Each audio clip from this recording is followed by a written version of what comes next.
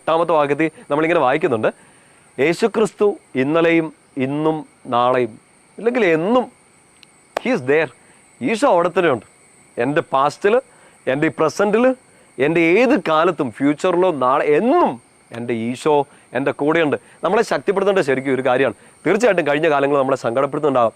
ഇന്നിപ്പോൾ എന്നെ ചെയ്യണമെന്ന് ഓർത്ത് നമ്മളിങ്ങനെ കൺഫ്യൂസ്ഡ് ആയിട്ടുണ്ടാകാം. നാളെ എന്നായിരിക്കും വരാനിരിക്കുന്നതെന്ന് ഓർത്ത് നമ്മളൊക്കെ പേടിക്കുന്നുണ്ടാകാം. പക്ഷെ നമുക്കൊരു ശക്തി നൽകേണ്ടത് ഈ ഒരു കാര്യമാണ്.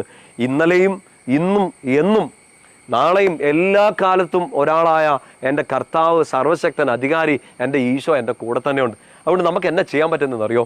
കഴിഞ്ഞ കാലങ്ങളിലേക്ക് തിരിച്ചു പോയിട്ട് നമുക്കൊന്നും റീവർക്ക് ചെയ്യാനിരിക്കുന്നില്ല.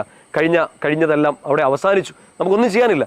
ആ പാസ്റ്റിൽ നമുക്കുണ്ടായ അനുഭവങ്ങൾ നമ്മളെ കുറേ കാര്യങ്ങൾ പഠിപ്പിച്ചിട്ടുണ്ട്. ആ കണ്ണുനീരുകൾ നമ്മളെ കുറച്ചുകൂടെ സ്ട്രോങ് ആക്കിയിട്ടുണ്ട്. ആ വെല്ലുവിളികൾ നമ്മുടെ കോർ, നമ്മുടെ മെറ്റൽ, നമ്മുടെ നട്ടല് നേരെ നിർത്തിയിട്ടുമുണ്ട്. ഇന്നത്തെ ഒരു അവസ്ഥ നമ്മളെ ആ കഴിഞ്ഞ കാലത്തിൻ്റെ പാഠങ്ങൾ അനുസരിച്ച് ജീവിക്കാൻ നമ്മളെ